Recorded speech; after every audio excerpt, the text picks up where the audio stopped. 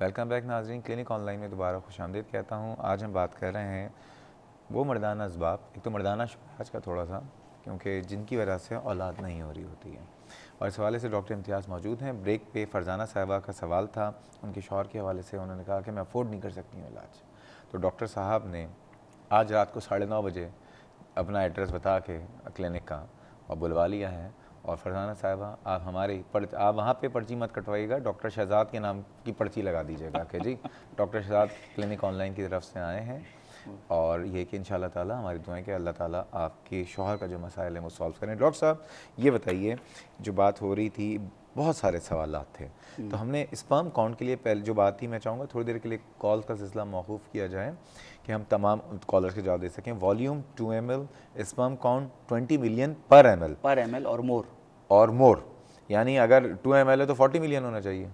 Yes, वो हम तो पर ml लेते हैं, पर ml लेते। अच्छा, और उसके बाद मॉर्फोलॉजी क्या है? मॉर्फोलॉजी ये WHO की कुछ फॉर्म्स होती हैं, यानी एक जो स्पर्म है उसमें हेड, उसका नेक और एक टेल होती है।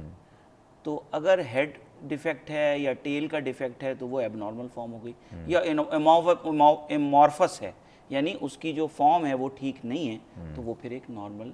तो नॉर्मल कितने होने चाहिए? नॉर्मली रफली इसको तकरीबन 50% से ज़्यादा जो टेस्ट स्पर्म्स हैं वो दे शुड बी नॉर्मल। अच्छा, और एक्टिव और नॉन एक्टिव क्या होता है? मोटिलिटी, यानी अगर रैपिड लीनियर मोशन जो है, तकरीबन 30% of the sperm should be rapidly motile. Okay, तो कितने परसेंट होने चाहिए? 30%, सारे स्पर्म्स में से 30% sperms should be rapidly motile. अब ये बताएं डॉक्टर साहब कि ये जो प्रॉब्लम ये जो नॉर्मल वैल्यूज़ आपने बताई हैं, प्रॉब्लम कहाँ पे आ जाती है? एजोस्पर्मिया क्या होता है? लिगोस्पर्मिया क्या होता है? जी, एक एक करके बता देता हूँ। एजोस्पर्मिया ये है कि सीमन में स्पर्म्स नहीं है। अगर semen is a combination of 4 glands, bulbourethral gland, prostate, seminal vesicle and testis. तो अगर टेस्टिकुलर जो स्पर्म्स हैं वो नहीं हैं और बाकी 3 ग्लैंड्स की सिक्रीशन है तो वो एजोस्पर्मिया कहलाएगी। यानी सीमन में स्पर्म अगर नहीं है, बिल्कुल एक भी नहीं है। जैसे एक अभी कॉलर आई है, खालिद साहब की कॉल आई है, और एक कॉल आई है जिसमें एजोस्पर्मिया था, लाहौर से मिसेस शाहिद थी। जी बिल्कुल, उनकी 2 बेटियां हुई हैं, लेकिन उसके बाद एजोस्पर्मिया, ये सेकेंडरी इनफर्टिलिटी है। यानी इन्हीं पार्टनर के साथ अगर औलाद है और एक बच्ची जो है वो 15 साल की है और उसके बाद जो है वो औलाद नहीं हुई, तो ये सेकेंडरी इनफर्टिलिटी है। तो एजोस्पर्मिया का क्या इलाज है? सर, एजोस्पर्मिया में सबसे पहले ये देखना चाहिए कि जो फैक्ट्री है स्पर्म प्रोडक्शन की, यानी टेस्टिस, क्या उसमें स्पर्मेटोजेनेसिस हो रही है या नहीं हो रही। उसको कैसे चेक करें? बायोप्सी जी। टेस्टिकुलर FNA कर लें, फाइन नीडल एस्पिरेशन, और फुल नहीं होती है, लोकल में करते हैं, लोकल एनेस्थीसिया में ये करते हैं, सुन करके करते हैं, और उसमें ये देखा जाता है कि ये जो फैक्ट्री है इसमें स्पर्म प्रोडक्शन है या नहीं है। ठीक है। अगर फैक्ट्री ही फॉल्टी है, जैसे बहुत सारी ऐसी कंडीशंस हैं, मैं आपको 1-2 कंडीशंस बताऊंगा, अपने एक पेशेंट के साथ आपको शेयर करूंगा। एक मेरे पास पेशेंट आया था इंटीरियर सिंध से, जो चौथी शादी कर रहा था और अपने हर्निया के लिए एग्जामिन कराने आया था। और मैंने पूछा, मैंने कहा तुम्हारे बच्चे कितने हैं, क्योंकि ग्रोइन हर्निया उसको छोटा सा हर्निया था। तो उसने कहा डॉक्टर साहब मेरे औलाद नहीं है, और ये जो लड़की जैसी उसकी बिल्कुल बेटियों जैसी टू बी अगर होती तो उस तरह की एक वाइफ उसके साथ थी। और मैंने जब उसको एग्जामिन किया तो वास्ट डेफरेंस, टेस्टिस के साथ एक डक्ट ऊपर जाती है जो स्पर्म्स को ट्रांसफ़र करती है इनटू द यूरिथ्रा। जी। वो वास्ट डेफरेंस कंजेनिटली दोनों साइडों पे एब्सेंट थी। Congenital absence of vast deference एक बीमारी है जो तकरीबन 1 to 2% लोगों में हो सकती है, और ये बहुत इसमें एजोस्पर्मिया होता है, मगर टेस्टिस के अंदर स्पर्म प्रोडक्शन हो रही होती है। ये लोग जो हैं वो असिस्टेड रिप्रोडक्टिव टेक्निक से फ़ायदा उठा सकते हैं, जिसमें IVF और ICSI शामिल है। ठीक है, उनका इससे ये हो सकता है। अब ये बताइए डॉक्टर साहब कि अभी जो बात हो रही थी एजोस्पर्मिया की, कि अगर प्रोडक्शन है ही नहीं, तो उनका कोई तरीक़ाकार है कि प्रोडक्शन शुरू हो जाए? एडॉप्शन के अलावा अनफॉर्चुनेटली उसका कोई आंसर। अच्छा, बच्चों को बचपन में मम्स जो हो जाते हैं जी, उससे कोई इनफर्टिलिटी? बहुत ज़्यादा इफेक्टेड। देखिए, टेस्टिस जो हैं वो ट्यूनिका एल्बुजिनिया, एक टाइट कवरिंग है उसके अंदर होती है। मम्प्स का जो वायरस है वो क्रॉस रिएक्ट करता है टेस्टिस के अंदर जो टिश्यू है उसके साथ, और टेस्टिकुलर एट्रोफी कॉज कर सकता है।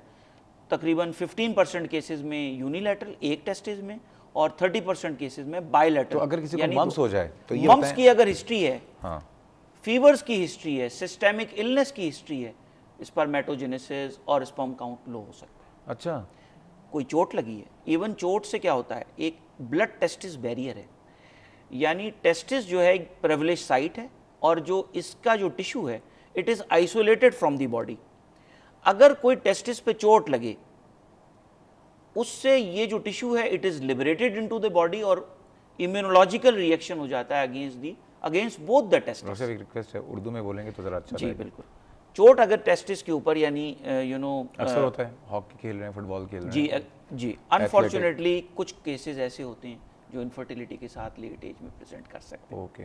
इसीलिए प्रोटेक्ट नहीं, मैं फीवर की बात इसलिए करना चाहूँगा, फीवर तो बहुत कॉमन होता है, वायरल फीवर हुआ, मम्प्स में हुआ, वायरल फीवर्स टेम्पोरेरली यानी आर्जी तौर पे स्पर्मेटोजेनेसिस यानी स्पर्म की प्रोडक्शन, लेकिन परमानेंट नहीं, मम्प्स कर सकते हैं। मम्प्स कर सकते हैं। मम्प्स कर सकते अच्छा, यानी जिसको अगर मम्प्स है तो वो क्या एहतियात करें बच्चों के लिए?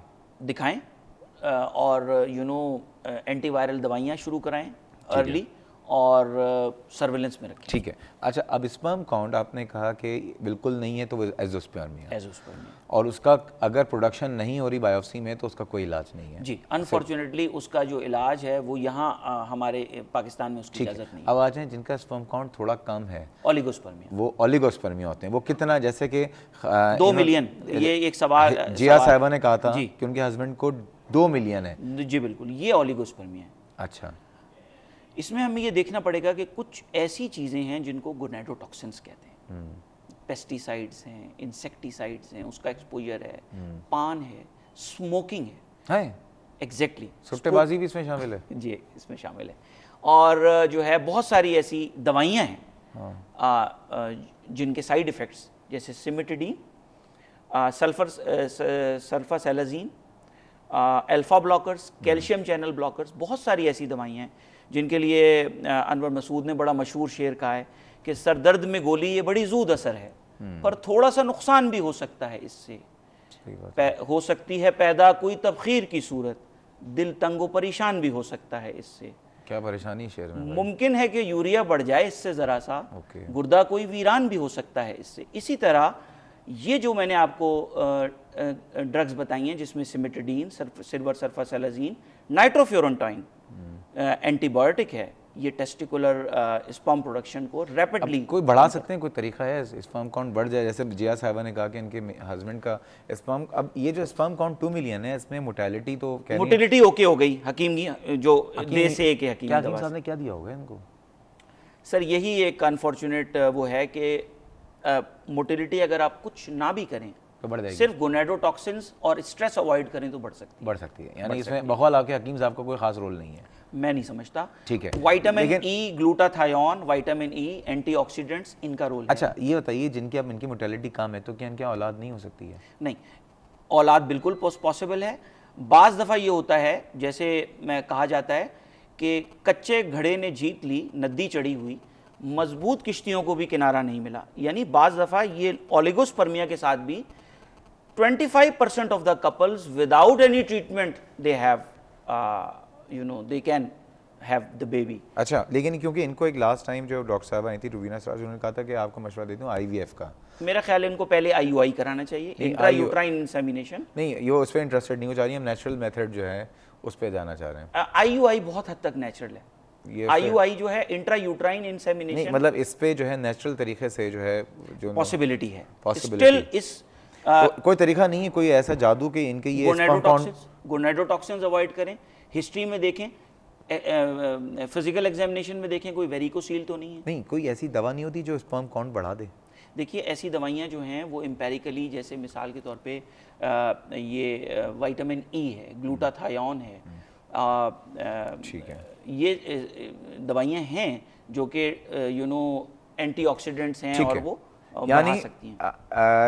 अभी बेसिकली आपने जो मशवरा दिया वो IUI है, ठीक है। क्लोमिफेन सिट्रेट के बारे में भी लोग कहते हैं। अच्छा। और उसकी भी कुछ स्टडीज आई हैं ये एंटी एस्ट्रोजन है और ये भी स्पर्म काउंट को आप खालिद साहब और अकील साहब के क्वेश्चन के जवाब देने से पहले दो और कॉलर हमारे साथ। अस्सलाम वालेकुम जी। अस्सलाम वालेकुम डॉक्टर साहब, क्या हाल है? खैरियत जी अल्हम्दुलिल्लाह। कौन साहब कहाँ से? मैं महमूद पिंडी से बात कर रहा हूँ। जी महमूद साहब, जनाब माजरत, बहुत साहब लाइन पे थे। जी कोई बात नहीं। असल में मेरा प्रॉब्लम ये है कि बचपन में जो टेस्टिकल्स थे ना मेरे, जी जी वो पेट के अंदर थे। ओके तो काफ़ी अडल्ट एज में जाके उनको ऑपरेट करवाया गया। ठीक है। तो अब जो प्रॉब्लम ये है कि अब शादी को तकरीबन 4 साल होने वाले हैं, तो बच्चे अभी तक नहीं है। ठीक तो है। दूसरा ये कि एक ये एक टेस्टिकल चले प्रॉपरली अपने वहाँ पे नहीं आए, लेकिन फिर भी पेट से जो उन्होंने डॉक्टर साहब ने निकाल लिए थे। तो अब एक तो ये पूछना चले फर्टिलिटी का भी है इशू। दूसरा ये कि अगर ये अंदर ही रहे तो खुदा खासा कैंसर के कितने चांसेस हो रही है? अच्छा, तो डॉक्टर साहब अनडिसेंडेड टेस्टिस था, सर्जरी के थ्रू कब ऑपरेशन हुए? कब हुई किस एज सर्जरी? पे ऑपरेशन हुआ? अडल्ट तकरीबन 18 साल ही थी। 18। अच्छा, दोनों टेस्टिस अंदर थे? जी दोनों थे, और दोनों का जो है दोनों का एक साथ ऑपरेशन हुआ है? ये एक साथ ही हुआ था। ठीक है। और अभी स्पर्म काउंट क्या है? अभी तो नेगेटिव आ रहा है, जो टेस्ट हुआ था उसमें जी, नहीं। जवाब देते हैं ऑन एयर। ठीक है जी। नाजरीन मज़ीद बातें करेंगे। और एक और बात मैं अभी सोच ली मैंने, क्योंकि कॉलर्स बहुत हैं, मुझे बताया जा रहा है बहुत लाइन लगी हुई है। आज का प्रोग्राम अगर पूरा नहीं हो रहा मत परेशान हो, अगले हफ्ते इंशाल्लाह दिन में बाद में अनाउंस कर दूंगा, इस टॉपिक को कंटिन्यू करेंगे और की कॉल देते रहेंगे, जवाब देते रहेंगे, और वो भी कंप्लीट नहीं हुआ ना और मज़ीद करते रहेंगे, लेकिन मसले का कोई ना कोई हल निकालेंगे। जा रहे हैं छोटे से ब्रेक है, हमारे साथ रहिएगा।